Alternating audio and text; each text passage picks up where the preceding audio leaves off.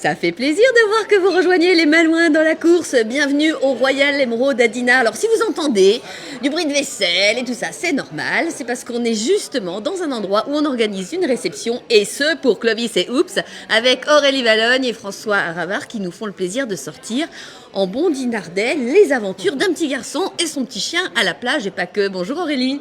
Bonjour Christine.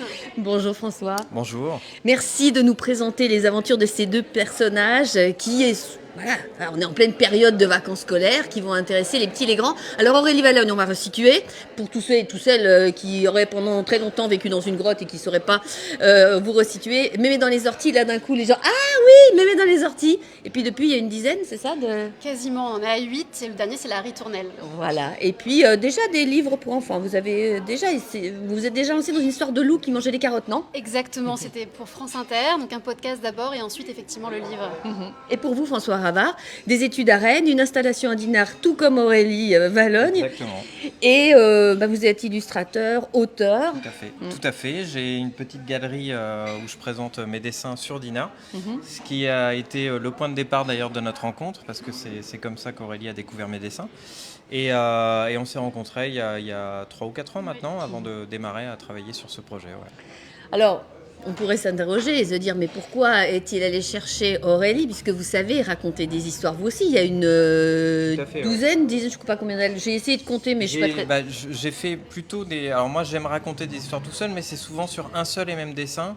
Et puis là, pour le coup, en fait, c'est vrai qu'on le dit souvent, mais il y a eu une sorte de coup de foudre un petit peu artistique entre nous deux. Et quand on s'est rencontrés, l'idée d'allier nos deux univers était vraiment tellement logique que ça semblait... tellement naturel que on s'est décidé assez rapidement en fait. Alors quels ont été vos moments de discussion où ça bardait un peu? Parce que nous on veut savoir quand ils se fâchent, nous on veut savoir, se fâcher, mais on aimerait bien savoir, est-ce qu'il y a eu des moments où vous n'étiez pas d'accord sur quelque chose? Alors, comme tout artiste, on peut avoir parfois une sensibilité ou autre, mais là où potentiellement on a presque pu se fâcher, c'est avec nos enfants.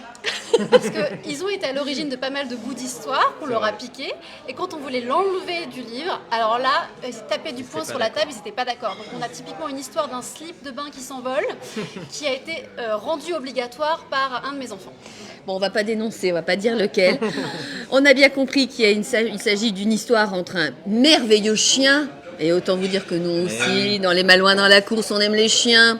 C'est un Jack Russell. Il existe ce Jack Russell, il appartient à vous Aurélie ou à vous François? Non, absolument pas. Alors moi j'ai la particularité de n'avoir eu que des chats dans ma vie. Mais comme je déteste dessiner les chats, ça m'arrangeait bien qu'on fasse un petit chien. Et puis le Jack Russell c'est un peu, moi en tout cas au dessin, l'image du petit chien actif, même hyper actif. Comme les enfants. Voilà, exactement, qu'on voit courir sur les plages. Et il a ce côté, ce côté enfantin en fait qu'on retrouve chez le petit garçon, et on aimait bien le petit côté miroir entre les deux, quoi. Et chez vous alors Aurélie, y a-t-il un chien? Alors maintenant il y a un chien, mais c'est grâce à Clovis et Oups. À cause? Non, à cause, non, elle est trop mignonne, elle s'appelle Romy, c'est une golden retriever, elle a 3 mois, et elle est trop sage, et non c'est vrai que moi j'avais jamais eu de chien ou d'animaux de compagnie de toute ma vie, c'était ma grande frustration, et là pour mon anniversaire je dis à mon mari, j'aimerais bien quand même que dans ma vie une fois j'ai au moins un petit chien, et donc on l'a accueilli dans la famille, et elle a trouvé sa place, et donc elle nous crée une belle source d'inspiration pour les tomes à venir, parce que elle adore creuser des trous, j'ai plus aucune fleur dans mon jardin. Faut choisir dans la vie, c'est ou un chien ou un jardin. Exactement, j'ai choisi le chien. Vous avez choisi non pas le jardin, on le voit bien, mais le bord de plage. On est à Dinard, en tout cas on est sur la côte d'Emeraude. Toutes les histoires se passent là? Alors, elles se passent à la mer, toutes, dans la maison des grands-parents qui habitent au bord de la mer. Il y a des marais, donc on peut se dire la Bretagne, Côte d'Emeraude ou pas, on peut même se dire l'Atlantique. L'idée, c'est vraiment que nos histoires viennent résonner dans l'imaginaire de tous les enfants qu'on a pu être quand on a passé nos vacances avec nos grands-parents. Et l'idée, c'est vraiment d'avoir des grands-parents qui n'ont pas été enfants depuis très longtemps et qui sont amenés à faire des grosses bêtises, plus grosses que le chien ou le petit garçon. Ah oui, c'est eux les bêtises. Les histoires de famille, ça lui connaît. C'était peut-être un petit peu moins. C'était peut-être un peu moins ce qui vous intéressait au départ. Aussi. Non, dans les histoires que vous avez racontées, on était moins dans cette ambiance-là. En tout cas, disons que, comme disait Aurélie, c'est vrai qu'on a vraiment cherché le plus possible à être intemporel, à ne pas donner d'indices géographiques, pour que chacun de nous, comme elle disait très bien, puisse s'y retrouver quelque part, parce qu'on a tous vécu, même si c'est pas à la mer, on a tous vécu certaines petites scènes qu'on décrit dans l'album entre nous et les grands-parents. Et puis aussi, on est aussi spectateurs aussi de nos enfants avec leurs grands-parents, donc avec nos parents à nous, ce qui fait que... Et ils sont plus cool hein, que quand ils étaient nos propres c'est parents. vrai. Oui, puis là, on a fait quand même des grands-parents assez actifs, jeunes retraités, je dirais.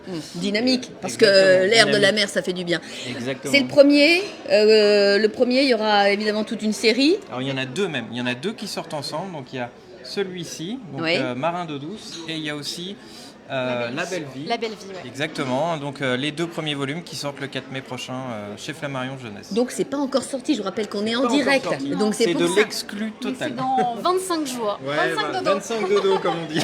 On compte les jours, on n'en peut plus. On compte les dodos. on en peut plus, là. Merci à tous les deux, Merci à François vous. Harvard et Aurélie Valogne. Et merci aux Malouins dans la course. On vous embrasse. Les Malouins dans la course, comme toujours. Et ben, en même temps, pour observer Saint-Malo, c'est quand même le meilleur endroit, Dinard. Et merci au Royal Emeraude qui nous a reçus. Super. Merci beaucoup. Voilà.